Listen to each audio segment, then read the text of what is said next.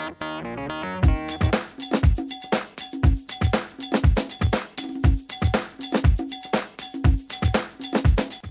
this is Tom from Blue Dot, and today we're going to go over battery and application optimization. Now, if you get any Android device, unless it's something with Max at the end, it's going to have an okay battery life. Some will last 8 hours, some will last 10, some will last all day. But typically that means like they'll last 10 hours if you don't do anything with them, if you just unplug it and keep it in your pocket all day. That is obviously not the case for most smartphones. You're going to use it. I mean, that's what you got it for. So you want to get the most bang for your buck with your battery.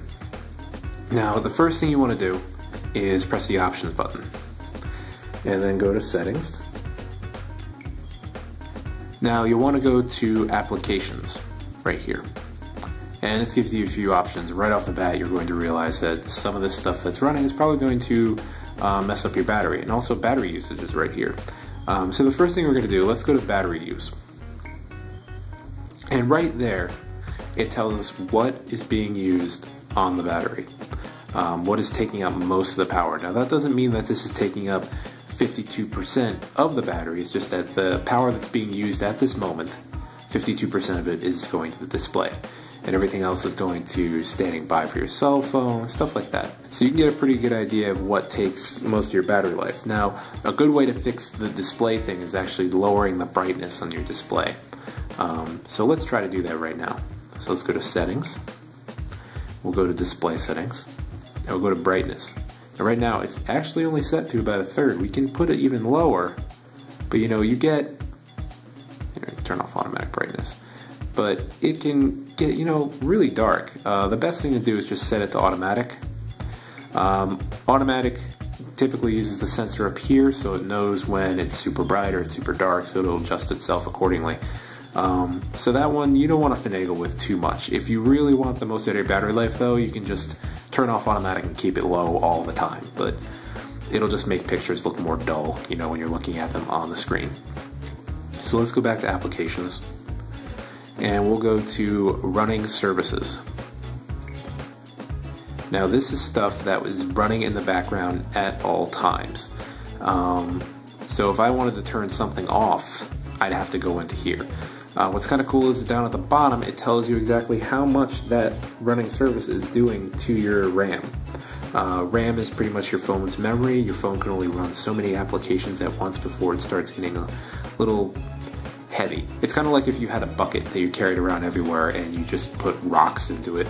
Eventually that bucket's going to get really heavy. You don't want to keep just throwing things in there, just like you don't want to keep turning on applications and just letting them run.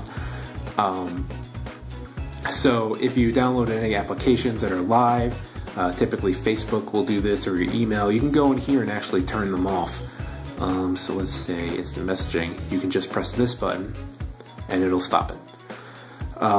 This is really good for things that use your 4G or 3G data service. Things that have to go through your data service typically run the battery down pretty fast. You just want those to turn on occasionally or turn on only when you turn them on. So you want to keep a close eye on this. This application also shows what things you've downloaded, like all your applications and stuff that's on your SD card, which is kind of handy. And it shows you how much you have left here. Now, one widget you'll probably want to get on your home screen, let's just put it here, and let's go to widgets, is you want this, power control. All Samsung Android devices have it. And let's put it up at the top here so you can see it. Now with this up there, you have full control of things that are on all the time. For instance, if you're not near any Wi-Fi signal, or you're not planning on being home or anything like that, I would suggest turning it off. That will stop your phone from searching for it every time you turn your phone on, which will save a lot of battery life. And just like I showed before with the brightness control, you can actually just turn off the brightness completely. By pressing this button, it'll put it in whatever setting is best. Like if you completely turn it off, it'll be off, and that will also save you some battery life as well. And it'll switch between its different options when you tap it. Now, there are other applications you can get that can do a lot of this battery optimization automatically for you. One is called Juice Defender. I highly recommend it. I've used it for almost every Android device I've ever had, and it actually saves a lot in battery life. What's great about it is that you can customize it, so you can tell it to not use data at all when it's asleep, or you can tell it to use data every hour or so. So at the very least, you'll get your email updates on the hour every half an hour if you want. And it won't try to connect until you wake up your phone.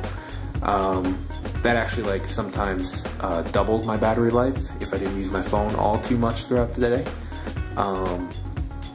So if you do have an Android device, I highly suggest checking that application out. In our next video, we'll be covering factory data resetting, the Samsung Charge. My name is Tom from Blue Dot. Thanks for watching.